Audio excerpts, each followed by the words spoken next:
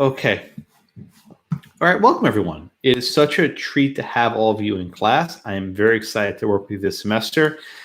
I realize that we are all online all the time, so I probably will not see all of you, but hopefully soon enough we'll be able to meet in person. I know how tough 1L has been with most of your classes online. At least this first 2 weeks, so we'll be all online. But I'm grateful for your attention. First, before we get started, I'd like if you could all rename yourselves in Zoom. Last name, comma, first. It's very easy to do this. Just if you click on your name in Zoom, you go last name, comma, first, and then that would make my life a lot easier so that I can do recitation in alphabetical order. Second thing is please be on time. It is now 10:31, and I see people still trickling in. I need you here on time. There's no traffic. Right? There's no parking. There's no lots. You're on Zoom. You're in your houses wherever you are. So I don't really want people to be coming in late. If I see that, then I have to take steps, and I don't want us to do that. All right. Before we get started, I want to just give a few ground rules of how I manage the class. I'll take attendance every day using the iClicker. Please be sure to sign in. Usually I leave it open for a few minutes, but I usually close it. So if you come in late, please don't sign in. If you are marked present, that means you're on call. If I call on you and you're not here, that means you're absent. So it happened a lot last year where I would call on a student and they were in the bathroom or they weren't they weren't at their desk, whatever. Okay, you're absent. It's very disruptive when you call people and they're not there. If you have tech problems, I can work with you. But by now you should all be Zoom professionals and you know what you're doing. If I do call on you and you're not present, then I'll just make you first on call for the next class. Because what I found happened last year is people would just sort of skip when I was about to call on them. And then I would just call them the next class, and then that makes things fair. Let's see. What else I want to say? Oh yeah, let me put some links into the chat. Alyssa, I'll get to you in a second, I promise. I'll put some links to you in the chat. You should already have the syllabus, but if you do not, you can see the syllabus here. I'll go through it a little bit in a moment. And also, here are the links for the class notes. And usually I'll start off class by putting the notes. One other thing to flag, if you notice there are closed captions. I use a system called Otter, O-T-T-E-R. It's very useful. You should all, I think, get it. It creates a real-time transcript of class. So if you click where it says live on otter.a, see that's a little red block that says live. Click that. And then you go view stream on Otter. And then you can see the entire transcript in real time. It's very, very cool. Can you repeat that really quick? It's just a little too quick for me. I'm on the Google Doc page. So if you see where it says live, no, it's in Zoom. It's in Zoom. Okay. So if you're in Zoom, and by the way, if you want to talk, you have to raise your hand. You can't just start talking. It's okay. See what it says recording. Next it says live otter.ai. See what it says there, Grayson? No, I see record, closed captioning, share screen. You don't see where it says live on otter.ai?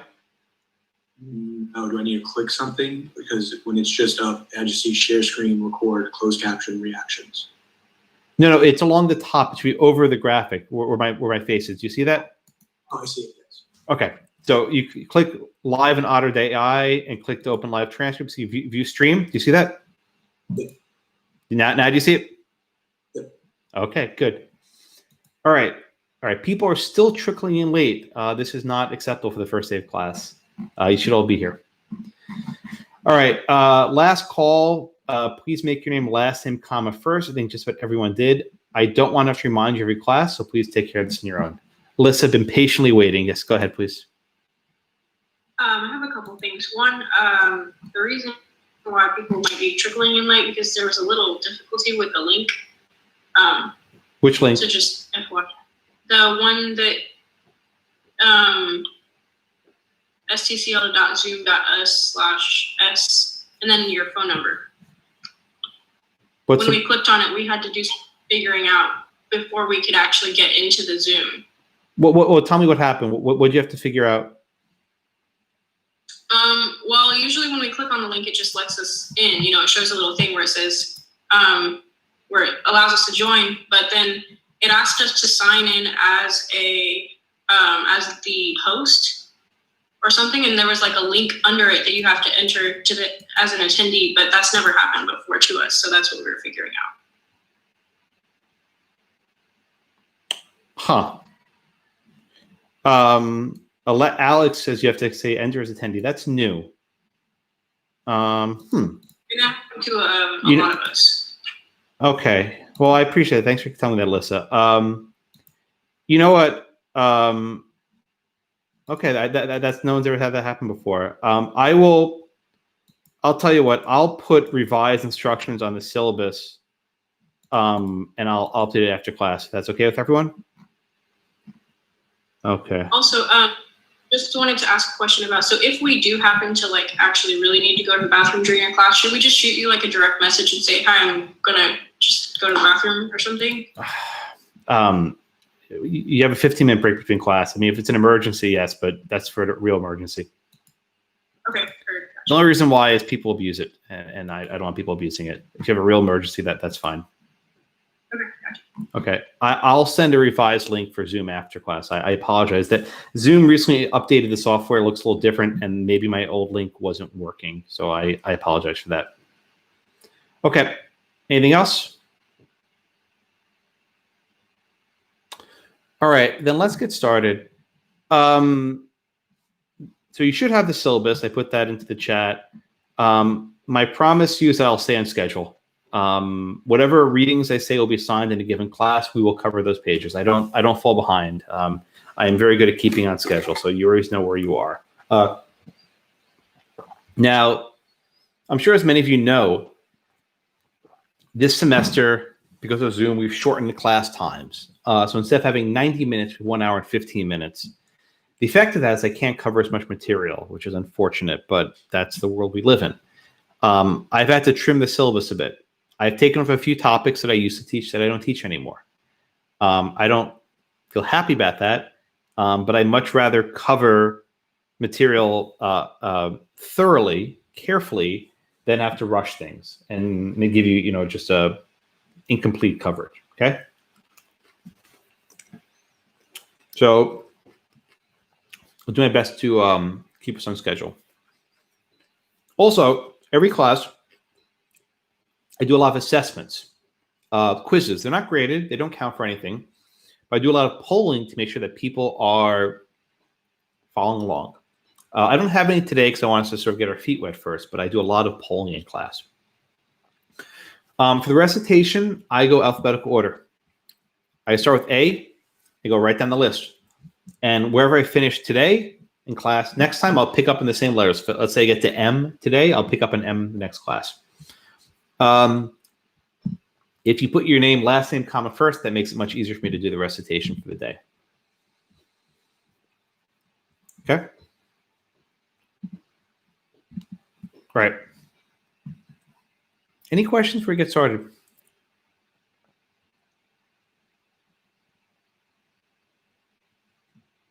All right. Let's actually jump in. If you have your casebook in front of you, please, to page 667. It wasn't assigned. I know I didn't assign it, but I want to do an exercise from there. I think it'll be helpful. So page 667. And you'll see at the top of the page, it says, a New Orleans lawyer was asked to do a title search for some property in New Orleans going back to 1803.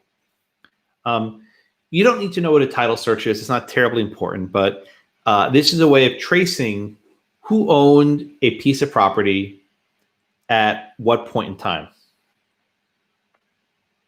All right. So the lawyer is trying to trace the ownership of Louisiana going back from 1803. Okay. So it says, please be advised that in the year 1803, the United States of America acquired the territory of Louisiana from the Republic of France by purchase. The Republic of France previously acquired title from the Spanish crown by conquest. Spain acquired title by virtue of the discoveries of one Christopher Columbus, a Genoese sailor who had been duly authorized to embark upon his voyage of discovery by Isabella, Queen of Spain. Before granting such authority, Isabella, a pious and cautious woman, obtained the sanction of His Holiness the Pope. The Pope is the vicar on earth of Jesus Christ, the only Son and heir apparent of God. Therefore, God made Louisiana. Usually the LSU fans start laughing at this point. So let's start off calling people. Who's first? I think it's Nicholas. Is that right? Yes, sir. And I should tell you that I don't have the book yet. It was on back order, so. Did you try to get it from someone else? We have some of the pages. Some people sent out the pages that you assigned for today, but not the entirety of all the pages. Okay, well, what I'm asking you is not based on the reading, so I can call on you for that, okay? So based on the passage I just read to you, right, which traces the history of Louisiana, you heard me read it. What's missing?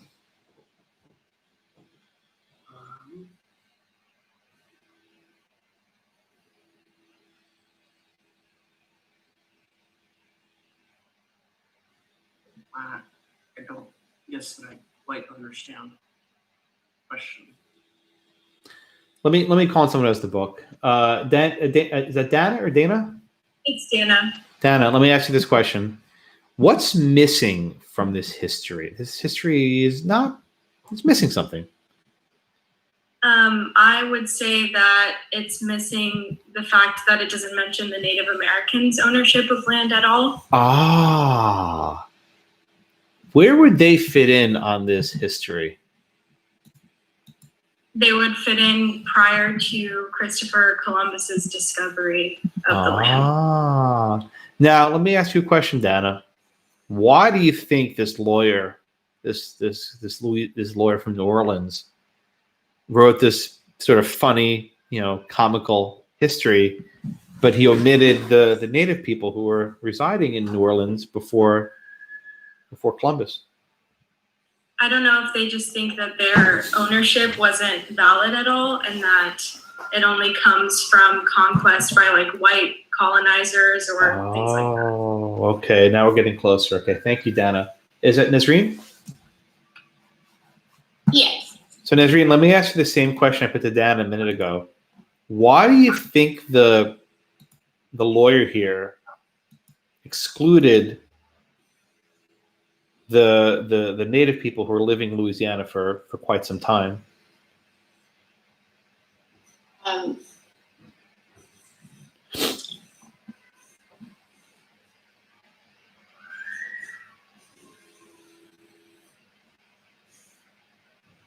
not sure, to be honest. Maybe did they not have a title to the property? I don't know. Well, what do you mean they don't have the title? Tell me what you mean. Like they don't have proof of ownership of land. Okay. How do you get proof of ownership of land? I guess if you're first, or I don't know, by a contract. Okay, where do you get a contract from? Between two parties. Okay, what if you're the first one there? Then you can acquire the land. Okay, and what kind of paperwork do you get for that? I'm sorry? What kind of paperwork do you get when you're the first one there? You don't get paperwork. So how do you have title? You said, how do you prove it? You create it. You make the land? You create it? No, you create the title. So the Indians should have created their own title, then it would have been okay. Sorry? So the Indians should have created their own title? Is that what you're saying? No, I was just going along with you. I really don't know the answer to the question. Okay, I appreciate your honesty. Elizabeth, you here? Yes. Elizabeth, why did the lawyer not mention the native people living in Louisiana before Columbus? Perhaps because the native people were not recognized as being able to own land. Oh, okay, now we're getting closer. So you said the native people were not recognized as owning the land. Why not? Well, in the case that we read, they were basically talked about as like savages. So maybe treated as someone not being able to create a contract. Oh, okay. Now we're getting closer. Okay, now we're getting closer. Is Andrew here? Yes. Andrew, let's try this one more time, okay? What would have happened if the lawyer here had referenced the native people in his sort of chronology? How would that have affected the ownership of Louisiana? Right, so, how would that have affected who owns Louisiana if you mentioned the native people here? Sure. So the way I kind of perceive it is, it would disrupt the whole chain of events, right? There wasn't any sort of legal passing of the land to Columbus and so on and so forth down the line. Ah, so you said there's a disruption in the chain of title. So what? What happens if there's a disruption in the chain of title? What does that mean for us practically today? It would mean we wouldn't legally own it. There it is. Good job. Okay, very good. Thank you, Andrew. Right. So, and by the way, if you hear some drilling in the background, someone is drilling concrete outside my window. Of course, right in the middle of class. That's exactly what's happened the first day of school. But welcome to Zoom world. Andrew gave me a very good answer. If you actually trace back the history and you include the rights of the native people, it gets a little bit, shall I say, uncomfortable, right? Because where did Columbus get it from? It didn't just magically appear out of thin air, right? He got it from somewhere. And if that transaction was not, shall we say, voluntary, perhaps you could argue that Columbus never acquired in the first place. And if that's your starting point, then everything that comes afterwards is irrelevant. Spain to France, France to the United States. If the first link in the chain is flawed, and the entire chain falls apart. So we'll get to the Johnson case later, I promise. We'll get to it, I promise. But the basic premise here is that just there's something missing. I think it's quite deliberately omitted. All right, any questions so far? Yes, Alexander. Yes, sir. Would religion play a part in this? What do you mean? It goes on to say that the Pope sanctioned Columbus's trip, and that because the Pope is the bigger honor of Jesus Christ, God made Louisiana, and so if that's the first link, and then the Native Americans aren't Christians, is there a religion argument saying that if God created Louisiana, the owners of Louisiana would follow God? Well, I think we'll get to this in the Johnson case. Did the Supreme Court think that these non-Christians could even have the power to sell land? It depended on how they acquired it. All right. I'll come back to this point later. I don't do it quite yet, but you raise a very good point. Yeah, so keep that in mind later in class. Who's next? Is that Alyssa? Oh, Alyssa, there you are. Alyssa, here? I know you're here. You spoke before. Yes, I'm here. Okay, Alyssa, thank you. Thank you. So let's just go back to the 667. Let's go line by line, right? So it says first, please be advised that in 1803, the United States acquired Louisiana from the Republic of France by purchase. What does it mean to purchase? I know this sounds like a stupid question, but I want to just make sure we're on the same page. What does it mean to purchase Louisiana? Well, the first thing that comes to mind is money. Money. Or something of value that you exchange for something else. Good. Now, again, this is like a stupid question, but there's a purpose here, right? We have the United States and we have France, right? And, they have different currencies. How might you acquire land, purchase land, if you have, two countries with two currencies?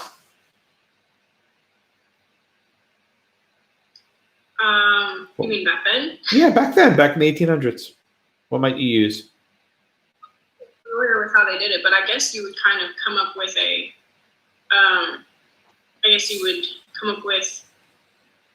value of, compare the two values of the currencies and then.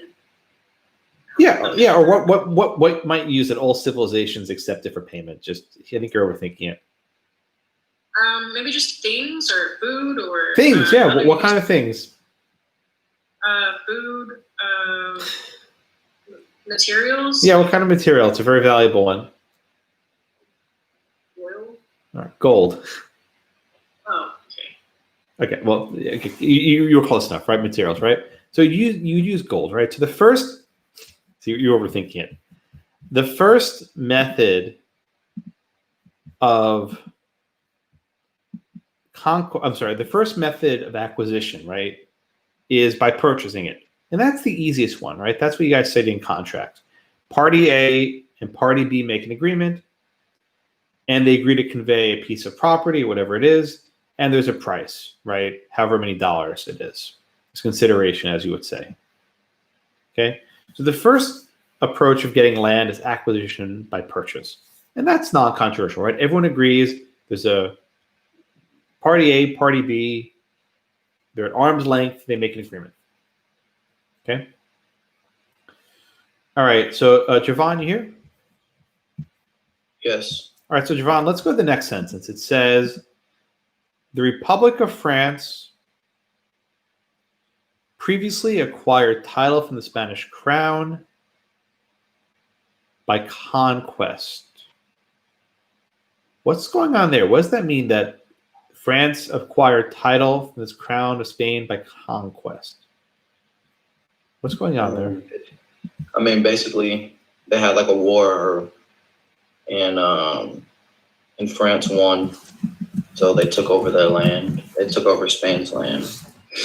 But what does that mean? You acquire land by conquest. Why does conquest give title to property? Well, because they took their territory by force. Okay, so when you, I know this sounds stupid, but I want to be precise here. When you win a battle, do you literally take the soil and move it? No. You kill the people, right? I mean, that's the only way about you kill people, right? So, Javon, what does it mean to actually acquire land by conquest? Just be very precise here.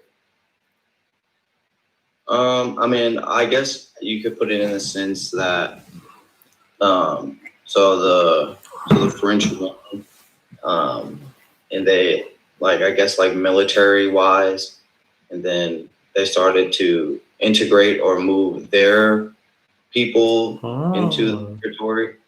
Okay. That was previously, settled by Spanish. Okay, so I think what you're getting at is when you win the war, that means you bring your people there, you start integrating into society, and you make it yours. Do you think the Spanish were happy about losing the war? No. No one ever likes losing, right? Do you think they willingly gave away their land after they lost the war? Probably not, right? But the point here is that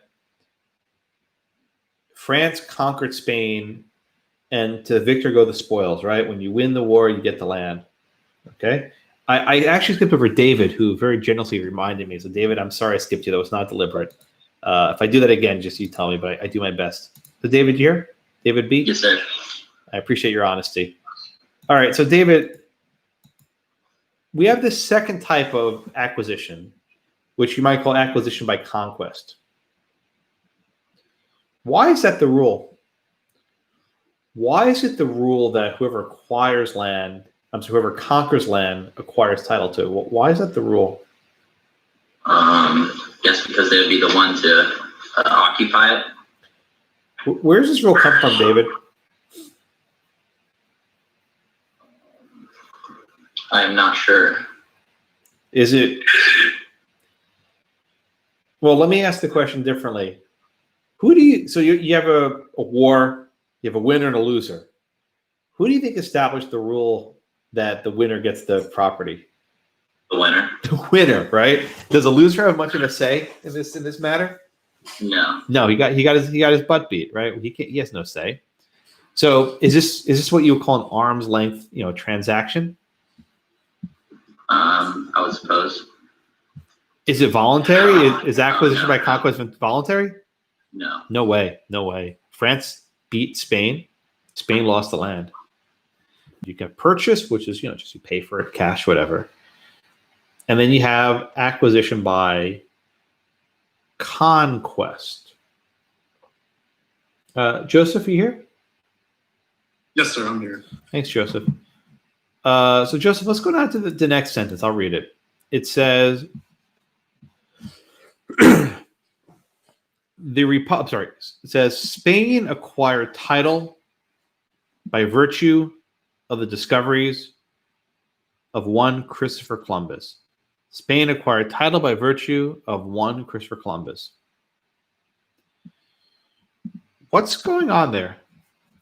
What's going on there? I guess the claim is there that Spain was the first to the land, and so by discovery or being first, that's how they got their ownership. What is this discovery? What does it mean to discover? What does that phrase mean?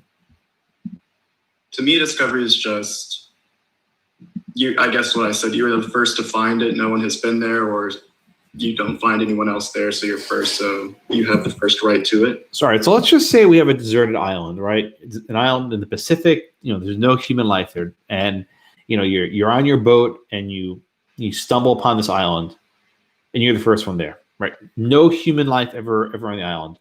You discovered it. Why does discovery make it yours? Why is that the rule? I guess because no one else can tell you no, since no one's there. Oh, that's a good idea, right? So you're saying it's yours because no one else can challenge it. Right. All right, then let me ask you the follow-up, Joseph, because I think you gave me a good answer. What happens if, let's say Joseph finds an island in the Pacific on Friday, and then on Saturday I show up. So you know what, Joseph, it's mine. I don't care that you were there first. Why should the person who's there first get it? My question is a little deeper.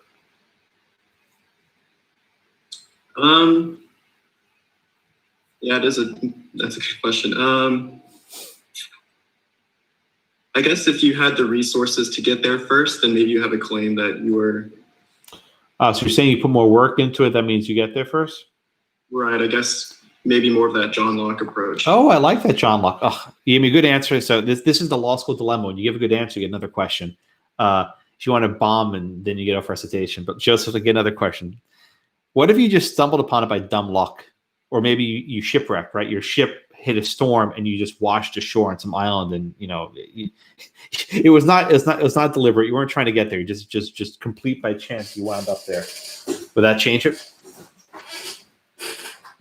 I guess at that point, the only argument I could think of is that it's just out of your own necessity if you're shipwrecked, and I'm here out of necessity. Okay, very good. So Joseph, thank you so much. And is that Odalis next? Yes. So Odalis, let me ask you a question, please. Why does discovery give you title? Why does Spain get title by virtue of discovery of the Americas? I think because he being Columbus, he just kind of got off the boat and didn't really see anybody around him. He was like, well, this is new to me. It's new to where I'm coming from, so it's mine now. Oh, there were people there. When Columbus got off the boat, he saw people. There was this was not like a desert island in the ocean, right? Mm-hmm. But my question is a little bit different. Why do we have a rule that discovery gives you ownership? Like, why do we have a first dibs type of thing? Yeah, first dibs. I like that. That's good. Why do we have the first dibs rule? Where that, is that in the restatement of first dibs? I mean, where's this rule come from?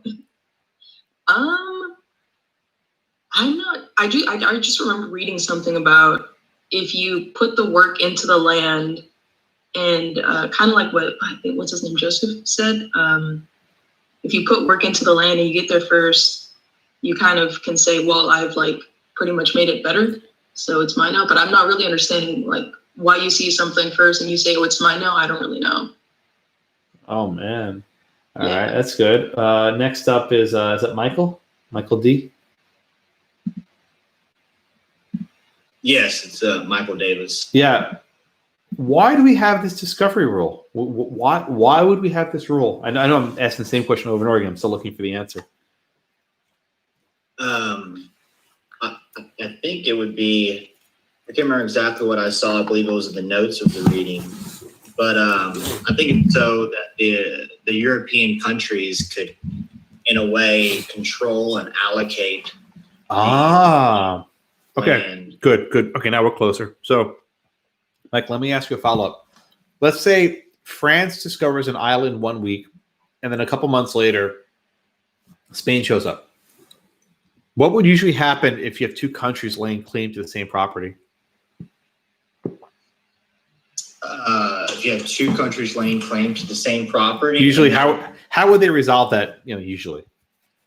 I would think the first country that was there would have claim to the property, or they would. Oh, the second country is nope, it's ours. It's usually how would countries resolve these sorts of conflicts? Be a little bit more savage. And some sort of battle, combat, conquest, right? Yeah. So traditionally, the way you'd resolve a conflict over ownership is you fight to the death. Now that's not fun, right? That's not very pleasant, right? No one wants to fight to the death. I mean, maybe someone does, but people don't want to die usually. How does a discovery rule simplify that process? If two countries lay claim to the same property, how does the discovery rule resolve that dispute?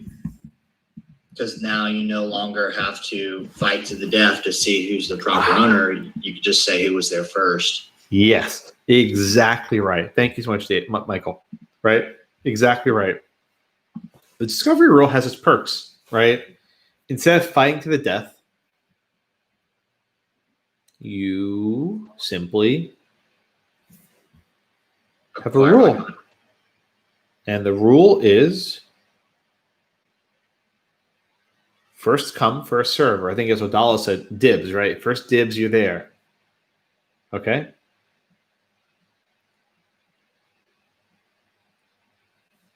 All right. Now, is it Emma? You here, Emma? Yes, I'm here. Emma, now, I'll ask you a question which you won't know the answer to, but maybe we'll get to the right answer eventually. This discovery rule seems to make some sense. Where did it come from? I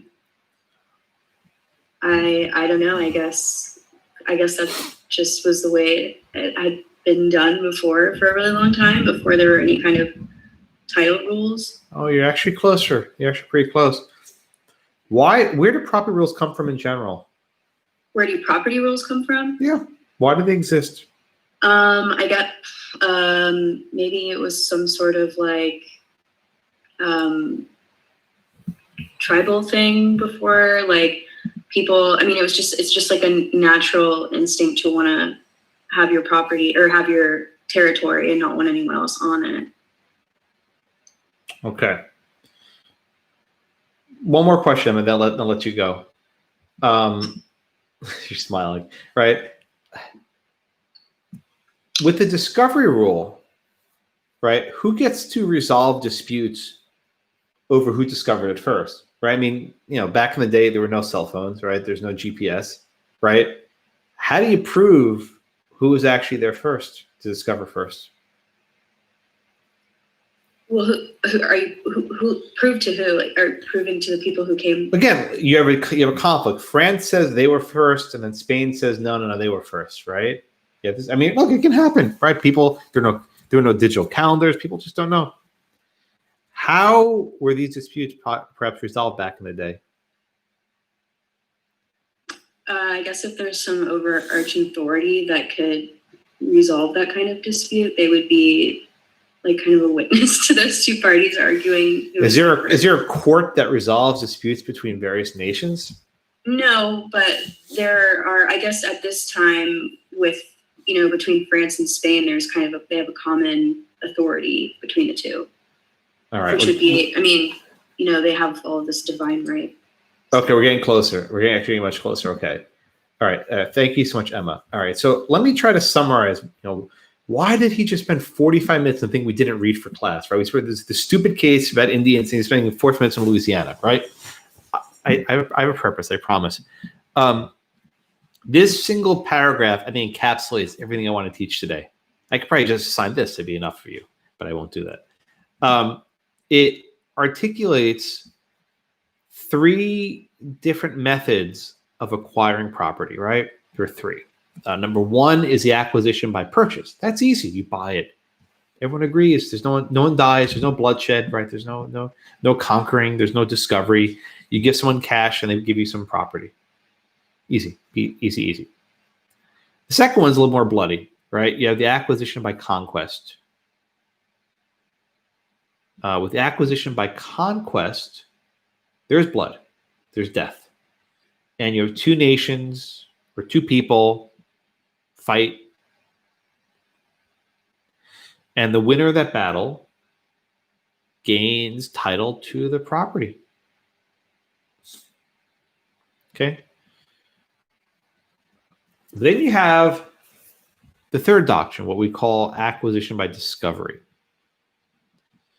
where you discover land, right? And the first one there has dibs, I think, or something like that, right? If you're the first discoverer, it becomes yours. Now, Lacey, here, Lacey? Yes, sir. Lacey, what's the problem of going back to this question with discovery in Columbus? What's the problem with the discovery argument here? Why is that argument problematic? In which case, the little Louisiana paragraph? Yeah, that one paragraph I had you guys read just a few minutes ago. What's the problem with the discovery argument here with Columbus? Why is that problematic? Does that go back to the Native Americans? How do you discover something that's already has a population living on it? That's right. So, did Columbus show up and was there no people there? Was that what happened? No. So what happened to the people there?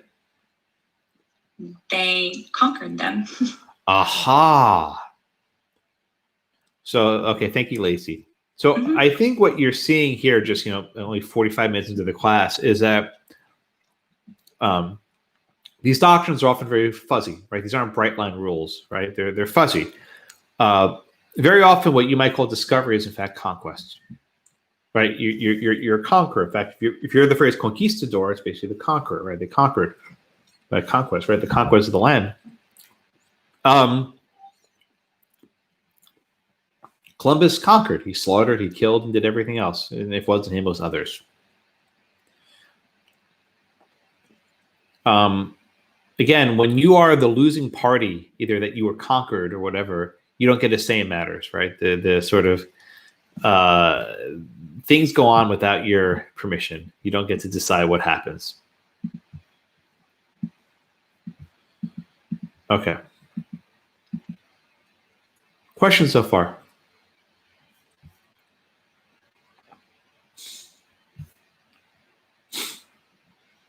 No? Okay.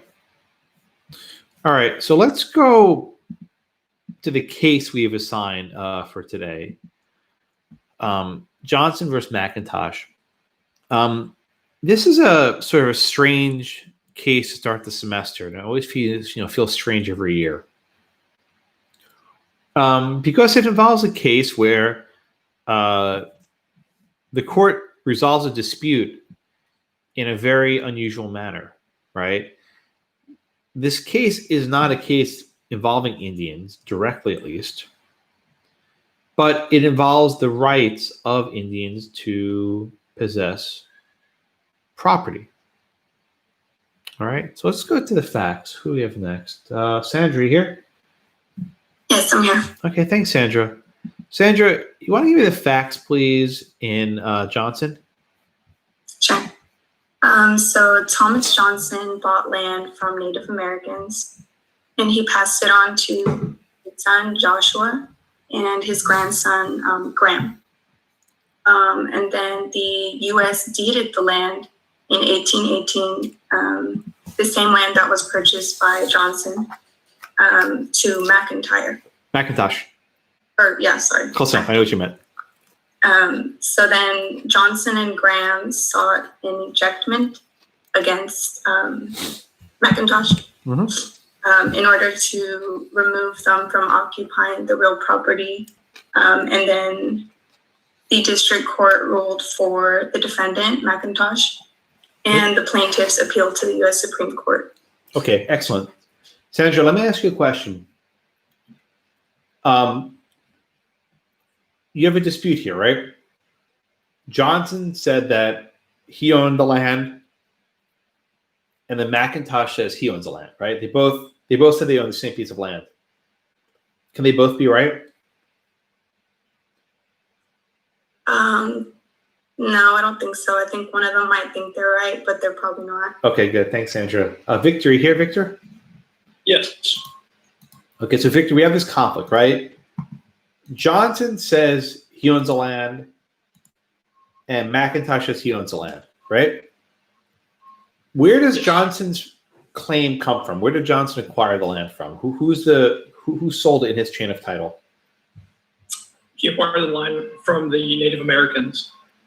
Okay, all right. So Johnson acquired the land from the Native American tribes. Where did McIntosh get it from? From the U.S. From the U.S. government, okay? Who got it first? Johnson. Okay. So, Victor, let me just give you a hypothetical, right? Let's say I'm a crook. Maybe I am, right? I sell you my house today. And then tomorrow I go and I sell it to Sandra, right? I sold you my house today, and tomorrow I sold it to Sandra. Who do you think would usually win in a dispute between you and Sandra? Me. Probably, yeah, because you got there first. So just looking in the abstract, if the Indians sold it to Johnson first and the government of the United States sold it later, who should win it? Just in the abstract. Johnson. Right, because you got there first. All right, thanks, Victor. Garrett, you here? Yes, sir.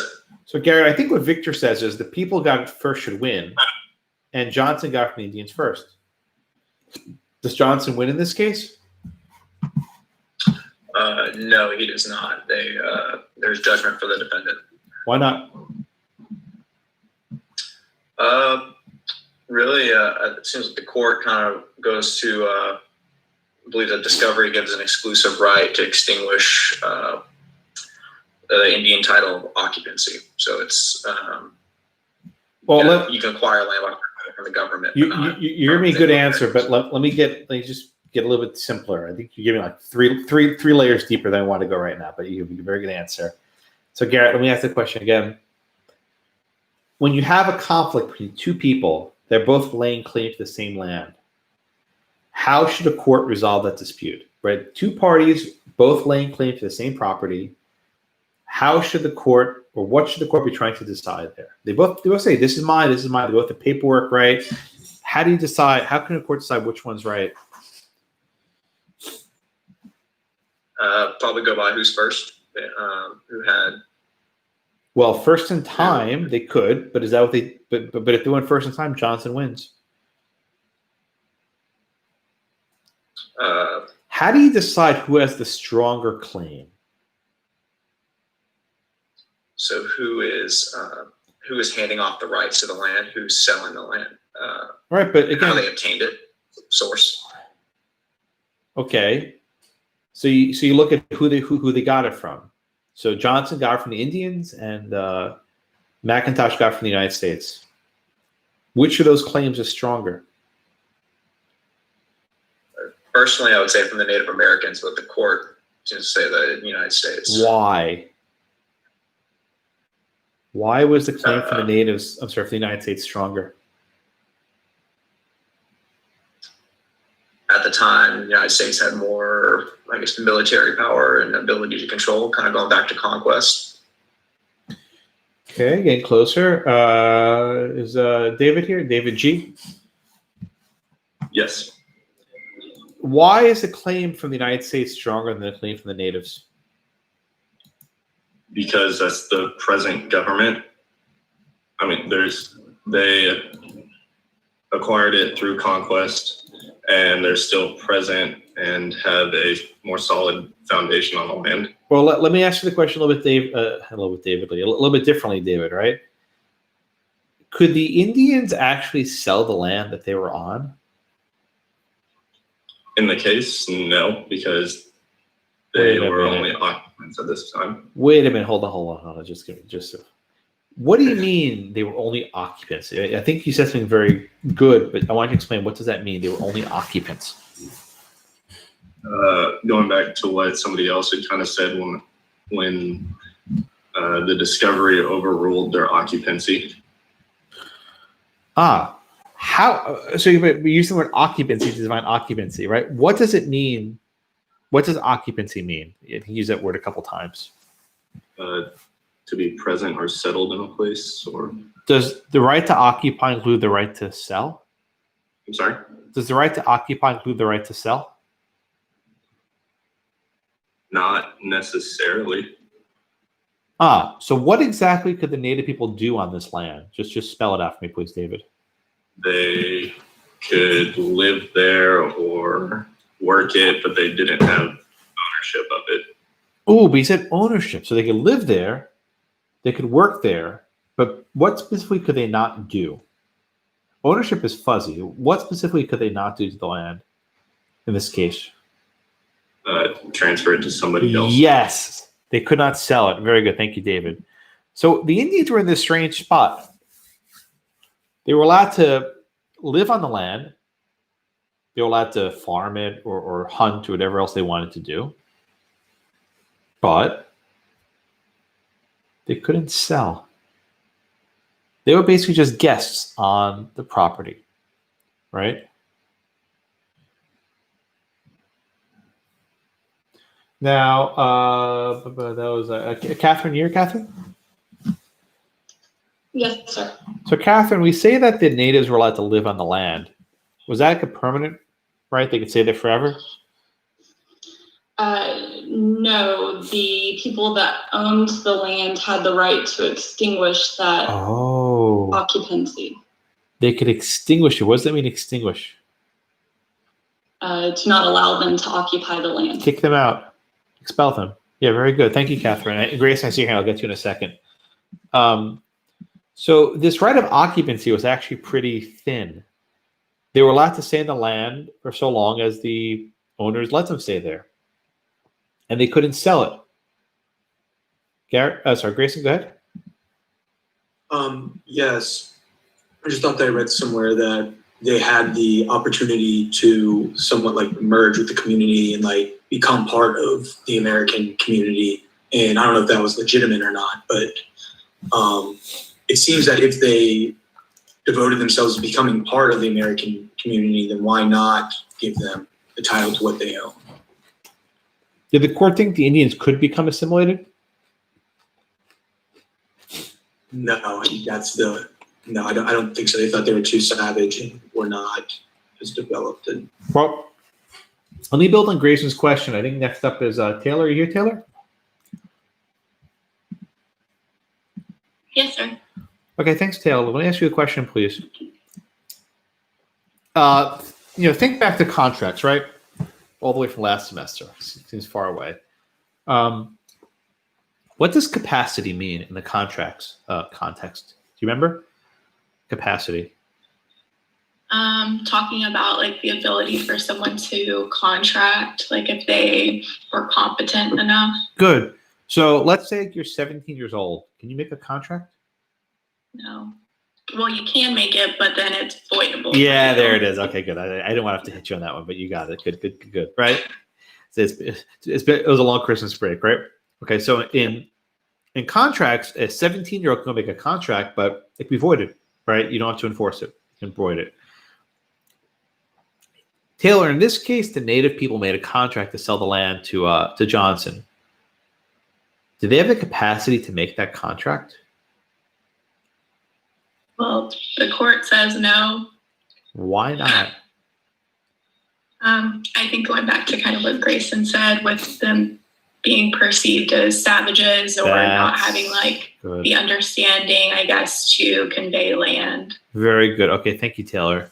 Yeah, I think Grayson and Taylor hit exactly what I was looking for. The native people were viewed as these sorts of people lacking capacity. Basically children, right? Minors who are unable to sell land. But the court doesn't just call them stupid, right? They go beyond that. They say that they're savages. Why is that relevant? Miranda, you here? Miranda, why does the court go out of its way to describe the natives as savages? Because, I mean, the court spends a lot of time talking. It's not just like it spends time talking about this. Why do you think the court goes out of its way to discuss that they're savage? It's an awful word, savages. I think it emphasizes the court's belief that they cannot become civilized, become part of society. Why is that important that they can't become part of the society? Why is that significant? If they can't become part of society, then they can't own the land. Yes, perfect. And if they can't own the land, what can they not do? Sell the land. Bingo. Perfect. Thank you, Miranda. Exactly right. I think one of the reasons why Chief Justice Marshall, by the way, this is a famous judge. This is not like a slouch, right? Chief Justice Marshall was a big deal. I think the reason why Chief Justice Marshall went out of his way to sort of label these people savages was to say, look, these people are not capable of asserting property rights. I don't care where you are. If you buy land from an Indian, that claim can be extinguished. You buy land from an Indian at your own risk. Alexandra here? Alexandra M? Yeah, I'm right here. Alex, let me ask you a question, please. What would have happened if the court came out the other way? Just imagine a hypothetical for me, if you will, for a minute. The other way as in... The court ruled for Johnson. The court ruled that the claim from the Indian tribe was valid, and because it was first in time, the Indian transaction prevails. What would have happened if the court came out the other way? They would probably have to recognize all other transactions between Native Americans and, selling land. Yeah, would that have been disruptive? A little bit. Yeah, I think it's a little bit. It's a lot. All right, I think it'd be being it'd right? But it'd be a huge deal because there were probably thousands of conveyances from native tribes to the settlers, and that would mean that the state can't extinguish those claims. Okay, thank you, Alex. So I think you have this case sort of like the court kind of had to do this, right? They had to say, we can't recognize a claim to Indians because if we do, well, stuff will get messy, right? Entire areas of the country will now be subject to sovereign native control. So the court rules for McIntosh, and the court rules that the Indians lack the capacity, right? And I want to just make this point clearly. The native people can live on the land, that is, they can occupy the soil, but the native people can't convey it, they can't sell it, right? So we have this sense of, you can live there, but it's not yours. And this is not a crazy concept. I mean, who's next? Rachel M., you here? Yes, sir. Rachel, I mean, can you think of an example of people who might live on a piece of property, but they don't own it, they can't sell it? I mean, a very simple example. Children. Yeah, it's a good example. Children living with their parents, right? But what about adults? I mean, do you think most of the students in this class own the place they live? Yeah, I guess the apartment that I have, Yeah. I don't own. So you're renting it, right? Can you sell the apartment to someone else? Could you sell me your apartment? Nope. Not legally, right? So it's possible that people can live somewhere without being able to sell it, right? But the situation of the Indians is a little bit different, right? Are they even allowed to buy property of their own? No, that the status that they have doesn't ever change. Yeah, very good. Yeah, thank you, Rachel. Sheena, Grayson, you're on deck again. Go ahead. It just seems that the judge is somewhat out of line, saying that they're they're incapable of these sorts of transactions, as we've seen before. Johnson had a transaction with the Indians. Like, there have been these transactions, but why do we not acknowledge that, like, they may be capable to do this? Because it's been shown that they can. So why do you think, again, Marshall wrote this opinion? Why do you think he wrote this opinion this way? To ensure that America had the land. Yeah. Now, let me see who's next on the list. Is that Jeanette? You here? Yes, Jeanette, right? Yeah, Jeanette. Thank you, Jeanette. Jeanette, Hi, yeah. where did Chief Justice Marshall get these rules from? Was he citing a statute book? Was he citing like a restatement? Was he citing some sort of code? Where did he get these rules from? Well, I think he mentions like custom. Custom? What do you mean custom? How do we know what custom is? Just what's been done before. I know he mentions that a lot. Like, it's been done before, and the U.S.'s right to own this property and then sell it to other people and decide who is to own it subsequently after them. It's never been questioned. He mentioned something about it that it's never been questioned. So Right, but why are federal courts, why are U.S. courts bound by these unwritten customs? How is that even a thing? How is that even something courts do? I mean, how does a judge know what even the custom is? Is there like a case book? Is there a code book to look in? Is there common law precedents? Are there any cases cited? Did he cite any cases? I didn't see any.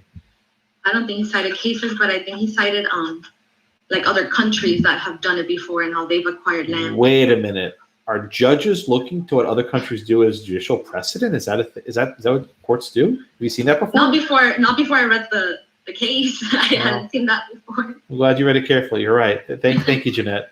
So we have this sort of weird dynamic, right? Think about it just for a minute. You're now, I guess, in your second semester of law school. You survived first one. And every case you studied has had some sort of authority, a statute, a restatement, a code, a UCC, might be a common law precedent, right? Every case you've read in your law school career has cited some authority, something.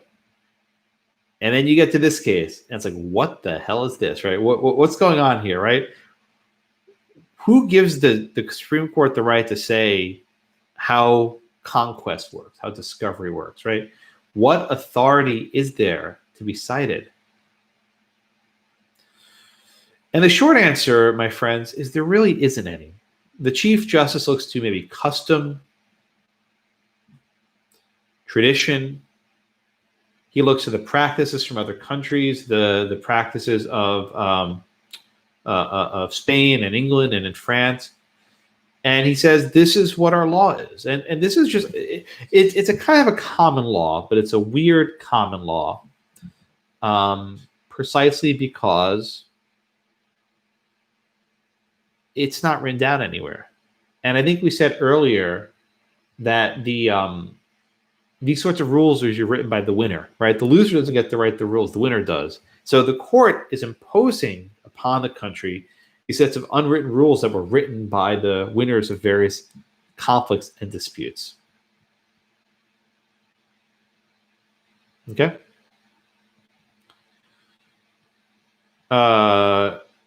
Questions so far? All right, so let me try to summarize. Oh yeah, Lacey, go ahead, please. That's your hands up. I have a question. Please. I know that a lot of prejudice against the Native Americans went into these decisions. Like, they're too savage and they're incapable. Like, could there have been like a small part of it too that was just procedurally, just logistics with a group of people that were nomadic or moving from place to place that even themselves didn't feel like they could own land?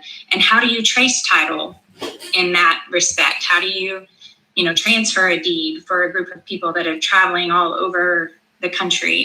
Do you think in some small part that played? Yeah, and let me address your point for a minute. I think what the Chief Justice says is these are people who cannot assimilate, right? They can't fit into our way of life. They can't accommodate our notions of property. They don't have the same sense of title that we would have. And I think part of the opinion is saying is if they were able to assimilate and become like us, then they could have property rights. In other words, if they were able to play by our rules, they can get these rights, but if they can't, so they won't. And I think that is definitely part of the court's opinion. Yeah, Alyssa, go ahead. I was just going to ask, is this still recognized as good law? It's a good question.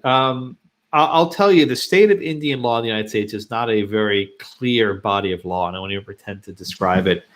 But the original claims of ownership from the 1700s and 1800s really are not in dispute anymore. So I guess Johnson's good law, although I can't imagine that you have many of these sorts of disputes where you're still arguing over title from Indians long ago. There are claims about disputes between the federal government and Indian tribes. If Congress made a treaty with an Indian tribe, there are lots of cases about that. In fact, there was a huge one last semester where the Supreme Court held that half of Oklahoma is actually still Indian country. So you have these significant decisions that come out. But this case is probably still good law. Thank you, Elsa. Other questions? Yes, Garrett, go ahead. At the time this case took place, I think it was like 1823 or so. Did you still have to own land to be able to vote? Was that kind of factored into the rationale too to prevent Native Americans from having any right to vote? Well, two parts to your answer. Different states had different requirements to vote. I don't know what Illinois had, so I'm not positive. But generally, Indians were not citizens, so they couldn't vote anyway. To this day, Indians aren't always going to be citizens of the United States. It's sort of a messy area where there's some sort of statutory regime, not important. But the Indians were not citizens at all, so they couldn't vote. They were considered their own. I mean, the reason why they have their own nations, they're a sovereign nation. They have their own government and everything else, so they're not considered American citizens by birth. I think I skipped over Sarah. I apologize with the roster. I'll get better as I get to know your names better. All right. Other questions? All right. Let me wrap up just a little bit and summarize the case. The Johnson case was significant in that it endorsed these theories of acquisition by discovery and acquisition by conquest. Of course, there's nothing really discovered. It was simply just being conquered. The second thing to take away from this case is this notion that the Native people had rights of occupancy, right? But they don't have the right to sell or convey. And this creates a strange dynamic where the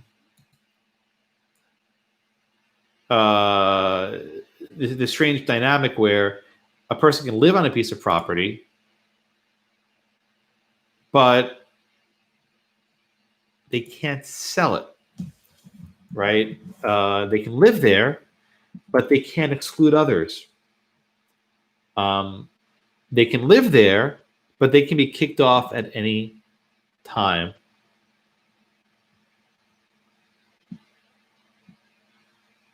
All right. Any questions on the Johnson case?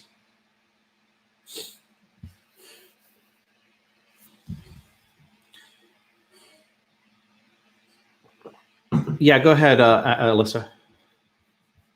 Yeah. So this is a half serious question, but I'll give you a half serious answer. Okay. was thinking, since this case is still considered good law, and they're saying that they're using the argument that people that they don't think they have the Native Americans, they don't think they have the capacity to assimilate in society, so they don't have the ability to own land. So in that way, could you use this case and make similar arguments in terms of, people with like mental disabilities or, and say kind of in the same way that they said they can't assimilate into society so they can't own land, then so it is in this case? Well, I mean, generally, people with mental capacities can't contract. So, I think, is that what you're asking? I'm not entirely certain. Yeah, it's just like, I guess, an additional argument to say, like, if you're, since this is considered good law, I'm saying that there might be some ways that it can be still like incorporated in legal arguments that sound stupid, but I guess still legally relevant. I don't know. Yeah, no, I see your point. I mean, I think that the better example would be, when you have, a country that colonizes another country, what are the rights of the people who are colonized? I think that's an issue that still kind of pops up today. Adalis, I think your hand's up. Yes. I just had a question about in the notes after the case. It mentions occupancy theory, and then We'll get to the notes in 30 seconds. That was my next destination. Okay, awesome. Okay, thank you, Dallas. Okay, let's talk to the notes for a second. I know law students hate reading the notes, but they're there for a reason, and they are fair game for the exam. So make sure you always take care to read the notes carefully. The notes make a few important points, right? So first off, is it actually possible to discover land? There's going to be very little new land on Earth. Perhaps the only thing that's actually new might be like, a volcano erupts in the ocean and creates like an island, right? Maybe there's some underwater territory. The moon, right? Remember when Neil Armstrong went to the moon, he put a flag. Why did he do that? He was signaling it's American territory. Recently, the Chinese, I think, sent a probe to the moon, and they brought a Chinese flag. It's an old school thing, but countries still engage in it. The next element of the notes I want to talk about are these two theories of how to acquire property, and these aren't like black letter rules. These aren't like restatement rules. They're not adopted by any jurisdiction. These are two theories that courts rely on to varying degrees, which we'll see throughout the entire semester. The first rule is called the first in time, or occupancy. And the second rule is called the labor theory. I think I skipped over poor Sarah. Sarah, I'm sorry. Now you get suffering to get called upon at the end of class. Sarah, you want to tell me, please, what the first in time or the occupancy theory is? It's the same thing. They have different names. First in time, occupancy. What does this mean, please? Principle of first in time. Is that the one? Yeah, exactly. It's the notion that being there first justifies ownership rights. It dates back to Roman times, I think is what it said. Yeah. Why does being first give you property rights? It's the dibs. Oh yeah, dibs. Yeah, there's our legal term of art, right? Dibs. For someone who's not familiar with the concept of dibs, would you explain what that means, please? Some of your classmates may not have heard that word before. I guess another childish way is like finders keepers. Finders keepers. Oh boy, we're back in the schoolyard, right? Back when we were actually allowed to play outside. Can't do that anymore. The kids get into fights with COVID. They can't get within 6 feet of each other. I guess it's just one way to keep kids out of fight. Talk about that, right? But yeah, finders keepers, right? But you just answered my question by avoiding my question. Why finders keeper? Why is it a rule? I'm not sure because it always has been a rule. Okay, Sebastian, I think you were actually going to be next. I'll call on you now. Thank you, Sarah. Yes, sir. Why do we have this finders keeper rule? First occupancy, first in time. Why is this a rule we have? I've been waiting. I'm not entirely sure. I want to say it has something to do with religion. Religion? Okay, tell me. Something like a divine right. God passed it down to me. So if I find a penny on the floor, that's divine right? Someone say it's karma, or Well, let me ask you a different question, right? Let's say that France and Spain are both laying claim to the same island. Mhm. What's the advantage of the first in time rule? Well, why might that be a good rule to adopt? to say that I had ownership first, and I guess to separate the two, one has more of a claim than the other. Is there going to be a bloody conflict to resolve that dispute? Most likely. With the first in time rule, you still going to be a bloody conflict? Oh, probably not. No. That's right. So with the first in time rule, one of the advantages of the first in time rule is it provides a sort of a neutral, non-violent way to resolve disputes, right? You were there first, it's yours. So long as both parties agree on the facts, it's not always clear who was there first. But if you agree on the facts and you agree on the rule, it's sort of a peaceful way of doing it. All right, that was Sebastian. Sydney, you here, Sydney? Yes, I am. Thank you, Sydney. Sydney, the second theory discussed is the labor theory, and this is often associated with John Locke, who's a famous philosopher. We'll talk much more about Locke next week. What is the labor theory? Want to tell me, please? Joining the land with one's own labor makes the land theirs. What does it mean, joining the land with your labor? I guess investing your labor into the land, adding value through your labor.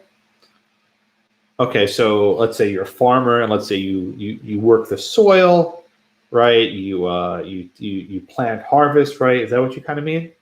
Yes. Okay, very good. Thank you for that, Sydney. Right. So the second theory, and we'll do this more next week. Don't feel you have to know it all now.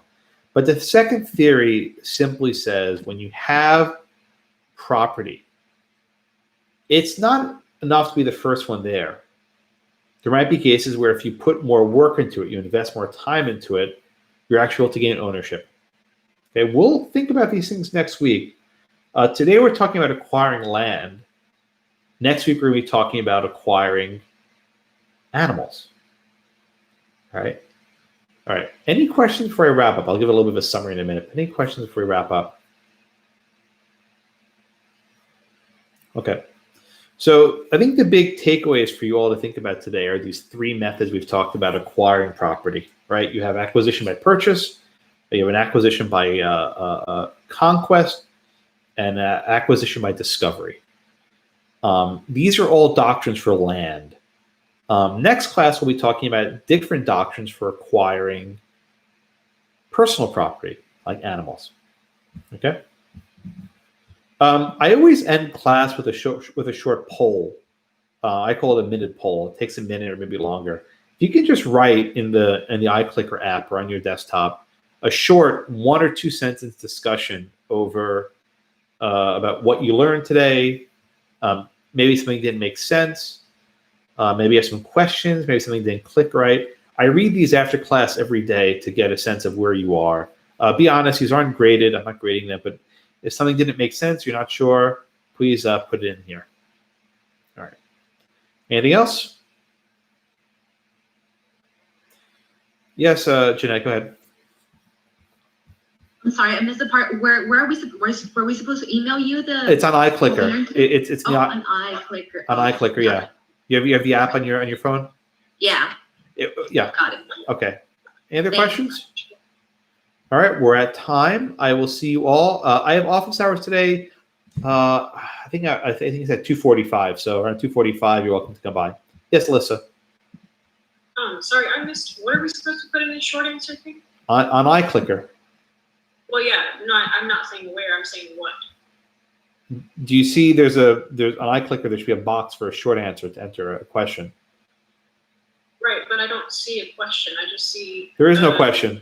I want you to type. You just want us to type anything?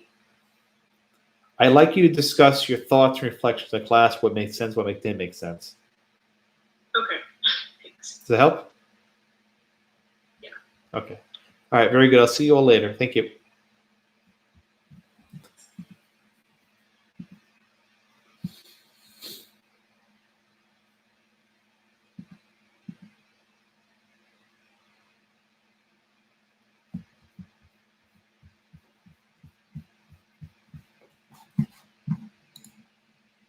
if he is not removed from power.